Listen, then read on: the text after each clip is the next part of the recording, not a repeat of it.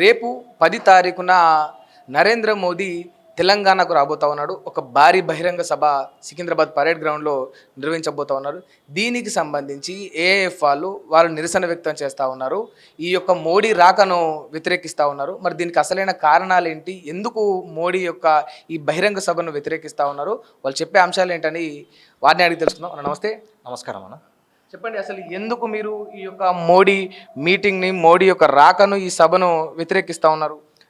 వాస్తవంగా ఈ దేశంలో ఉన్నటువంటి పౌరులందరికీ కూడా సమాన హక్కులు, సమాన ప్రజాస్వామ్య హక్కులు, రాజ్యాంగబద్ధమైనటువంటి హక్కులు కల్పించాల్సిన బాధ్యత 145 కోట్లకు ప్రతినిధిగా ఉన్నటువంటి ఈ దేశ ప్రతినిధి, అదేవిధంగా ఈ దేశ ప్రధానమంత్రి అయినటువంటి నరేంద్ర మోడీ గారు.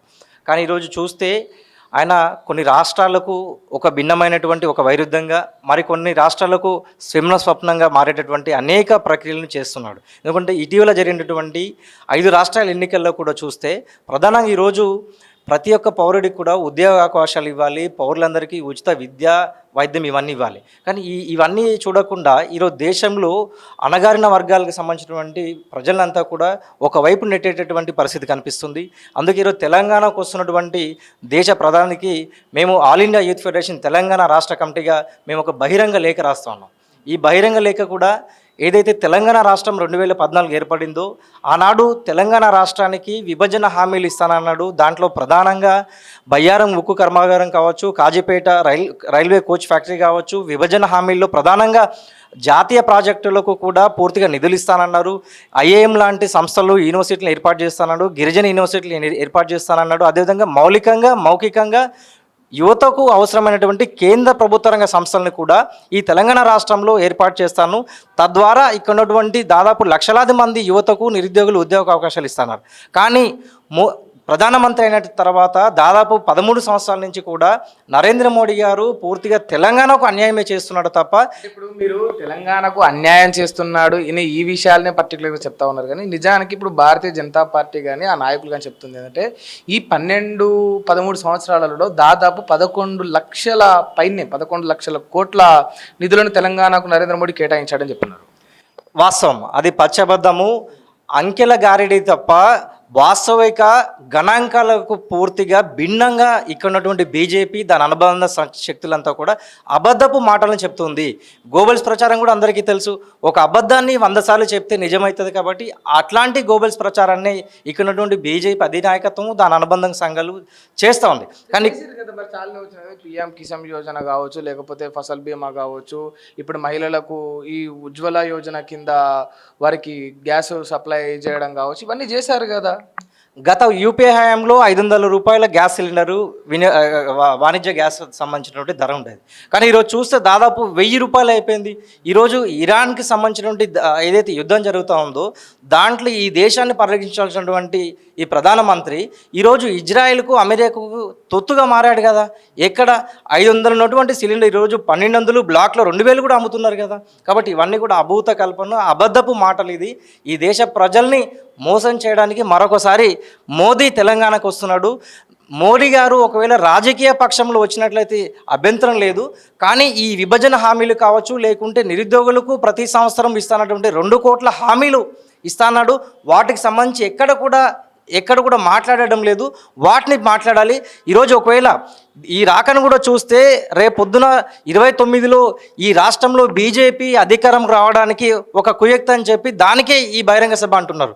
మేము ఈరోజు ఆల్ ఇండియా యూత్ ఫెడరేషన్గా ఈ బీజేపీ నాయకత్వాన్ని, దాని అనుబంధ సంఘాలను కూడా ఒకటి అడగాలనుకుంటున్నాం. నిజంగా చిత్తశుద్ధి ఉన్నట్లయితే మొదటగా ఈ తెలంగాణకు ఇవ్వాల్సింది బీజేపీ ఏంటంటే విభజన హామీలు ఇవ్వాలి. అదేవిధంగా మోడీ గారు తెస్తున్నటువంటి 2 కోట్ల ఉద్యోగాలు ఒకవేళ తెలంగాణకు వస్తే, ఇక్కడ ప్రభుత్వ రంగ సంస్థలు, కేంద్ర ప్రభుత్వ రంగ సంస్థలు వస్తే ఇక్కడ ఈ తెలంగాణలో ఉన్నటువంటి 47 లక్షల నిరుద్యోగులకు కూడా ఉద్యోగ అవకాశాలు వస్తాయి. ఒకవేళ వచ్చినట్లయితే బీజేపీని హర్షిస్తారు. ఇది అన్నీ కాకుండా అబద్ధపు మాటలు మాట్లాడడము. ఈరోజు తెలంగాణలో ఉన్నటువంటి, ఎందుకంటే తెలంగాణ అంటేనే ఒక ఉద్యమాల చరిత్రకు సంబంధించినటువంటిది.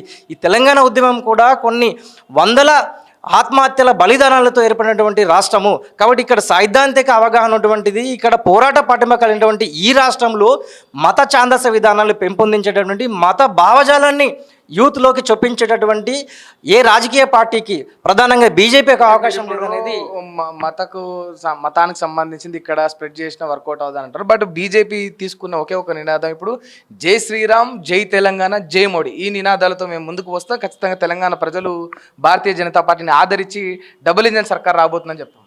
లేదా అదే ముమ్మాటికి ఇప్పుడు యూపీలో గతంలో ఏం జరిగింది, ఇప్పుడేం జరుగుతుంది అనేది కూడా మనం చూస్తున్నాము. పూర్తిగా అభూత కల్పనే.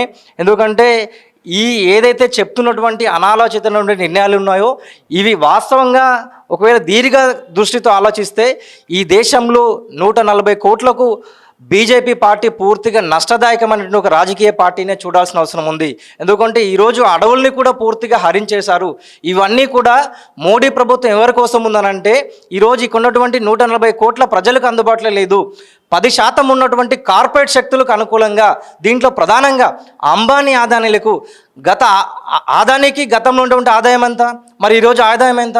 కాబట్టి ఇట్లాంటి వాటిని మేము అందుకే ఆల్ ఇండియా యూత్ ఫెడరేషన్గా ఈ కేంద్ర ప్రభుత్వాన్ని పలుమార్లు అనేక సందర్భాలుగా డిమాండ్ చేసిందనంటే బడా వ్యాపారస్తులు, కార్పొరేట్ శక్తులు యొక్క వాళ్ళ ఆస్తులను జాతీయం చేయాలి.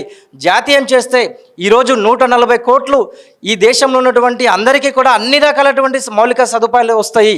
కాబట్టి ఇట్లాంటివి చేయకుండా కేవలం ఒక మత ఛాందస మాత్రమే ముందుకు తీసుకెళ్తే ఈరోజు గల్లీలో కూడా చిన్న పిల్లవాడిని టచ్ చేసినా కానీ ఒక పూర్తిగా చరిత్రను హరించే విధంగా, చరిత్రను వాస్తవిక విషయాలు కూడా సమాజానికి చెప్పకుండా తప్పుడు సంకేతాలతోని, తప్పుడు స్టోరీలతో అల్లినటువంటి అనేక సినిమాలు తీశారు. వీటిని పూర్తిగా యువతంతా కూడా తప్పుదో పట్టించే విధంగా భావిస్తున్నారే తప్ప వాస్తవిక చరిత్రను కూడా ఈ దేశ ప్రజలకు అందించాల్సినటువంటి ప్రభుత్వాలు, పాలకులు ఆ దిశగా ఆలోచించట్లేదు. కాబట్టి యూత్కి అంతా కూడా ఈరోజు మా విజ్ఞప్తి ఏంటంటే ఒక సైద్ధాంతిక అవగాహన, అంటే ఖచ్చితంగా చరిత్రను చదవాల్సిన అవసరం ఉంది. చరిత్రలో జరిగినటువంటి వాస్తవిక విషయాలను మాత్రమే పరిగణలోకి తీసుకొని రాజకీయ పార్టీలు ఏం చేస్తుందనేది మనొక పరిగణలోకి తీసుకున్నట్లయితేనే ఈరోజు పూర్తిగా ఈ దేశంలో ఎవరు సమాజం కోసం పనిచేస్తున్నారు, ఎవరు మితవాదంగా ఉన్నారు, ఎవరు ఈరోజు అణచివేత విధంగా చేసే విధంగా ప్రయత్నం చేస్తున్నారు, ఎవరు మత ఛాందసంతో ముందుకెళ్తున్నారు అనేది మన స్పష్టత అయితే ఖచ్చితంగా బీజేపీకి కూడా రానున్నటువంటి రోజుల్లో కేవలం ఒక ఆల్ ఇండియా యూత్ ఫెడరేషనే కాదు, ఈ దేశంలో ఉన్నటువంటి ప్రజాస్వామికటువంటి శక్తులందరినీ కూడా క్రోడీకరిస్తాం. ఖచ్చితంగా బీజేపీని గద్దెదించేంత వరకు కూడా మేము ఆల్ ఇండియా యూత్ ఫెడరేషన్గా ఖచ్చితంగా అన్ని సందర్భాల్లో ముందుంటామని చెప్పి ఈ సందర్భంగా తెలియజేస్తాం.